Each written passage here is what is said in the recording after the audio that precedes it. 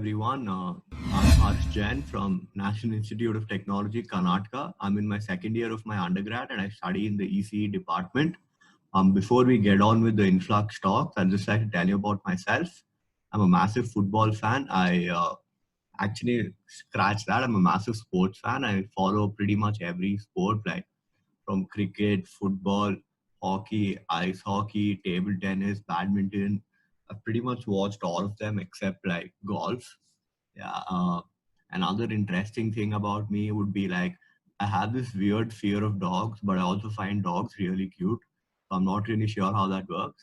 Yeah. Now let's move on to the topic. Yeah. Today I'm going to be giving you a brief introduction to the topic of object detection. Object detection is one of the really exciting fields of computer vision. Computer vision basically refers to the idea where we provide a computer with metaphorical eyes. As the name suggests, object detection literally refers to detecting objects in an image or a video. I'll first tell you where exactly object detection is used. So what's new?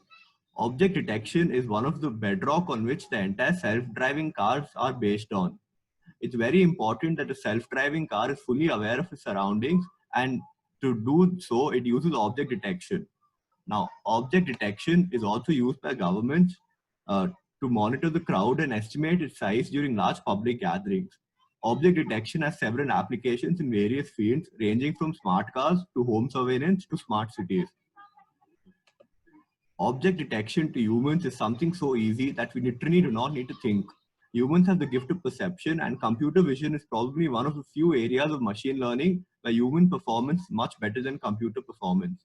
In other areas like regression, where say a human needs to read through weather data and try to predict if it's going to rain tomorrow, we aren't as good as a computer. But in fields which require perception like natural language processing and computer vision, humans are much better, at least certainly for now. Now let's look into the history of object detection. Before the deep learning era, object detection was done in a very rudimentary sort of way, which basically involved sliding features of the image, and if the features matched, then yes, the object was detected. This wasn't a very accurate or a scalable approach either. Over the years, with the advent of deep learning, object detection's accuracy has increased by over 200%. As you can see, you first take an input image and you extract a few region proposals, you compute CNN features, and then you classify the regions. This is a very simplified version of what exactly happens in the deep learning era. Object detection can be classified into two types. One sort would basically be called bounding boxes, where as you can see, there are boxes drawn around the detected object. And the other thing would be called segmentation, which refers to marking every pixel in the region of the detected image with some color.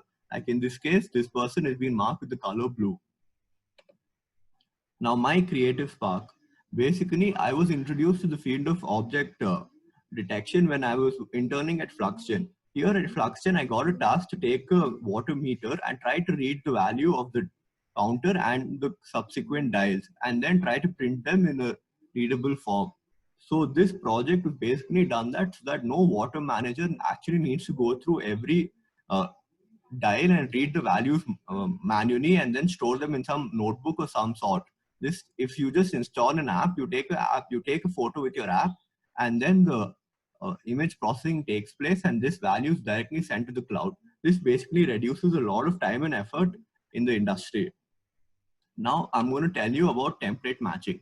Template matching, as you can basically see, here we have an image of a game where there are several coins in the image, and what we try to do is we try to detect all the coins, and once we detect the coins, we draw a red circle around them. So this is a very simple technique. What basically happens is first we imported all the libraries which we would need, then we read the image of the game, and then the image of the coin as such, and then we converted them to grayscale. What we basically do is we take the template image and we try to match it with each image pixel. And if the matching accuracy crosses a certain threshold, in this case around an 80% threshold, then we say that the image has been found. This is one of the most rudimentary techniques of object detection. Now this is some of the deep learning era. So how exactly deep learning works? There are basically four regions that form an object: the scales, the color, the textures, and the enclosures. Now, selective search identifies these patterns in the image and based on that proposes various regions. It first takes an input. It takes an input image, then it generates the initial subsegmentation so that we have multiple regions from this image. Then the technique combines the similar regions to form a larger region. Basically, the combinations are done on color, similarity, texture, and size similarity and shape compatibility. Finally, these regions then produce a final object locations called the region of interest. There are several common deep learning models which are much more advanced and powerful as compared to template detection. These include RCNN. Here, RCNN stands for Regional Convolutional Neural Networks. Then we have Fast RCNN, SSD, which stands for Single Shot Multi-Box Defender, YOLO, You Only Look Once, EAST, Efficient and Accurate Scene Text Detector. Now, here are a couple of projects one could do to start off with. One is whenever we watch a movie or a show, we could detect the various actors and actresses in the movie. This is a fun project as you can combine your love for movies and learn something while watching them as well. Now, another idea is that we train our classifier based on image-based search. Basically, you Google in, say, cats, and all the Google images of cats would be downloaded to your computer. And then you use that to build our object detection, which can basically be used to detect if a particular image has a cat or not. This brings me to the end of the talk, and I'm just going to leave you some basic resources which you can use to start learning with. The first one is TensorFlow Object Detection. This is basically a child of Google's Google Smart Labs. This is one of the most state-of-the-art object detection tools present in the internet. The next one would be EAST and YOLO object detection. These are already trained deep learning models which one could use and just modify to their approach. Then you could build your entire model from scratch using RCNN tutorials on YouTube.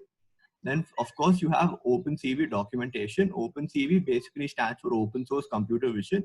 And last but not the least, there's a website called PyImageSearch, which has a great set of tutorials to do a lot of things in the field of computer vision. Thanks for watching. Subscribe and click on the bell button as to not miss out any content. Contact us here.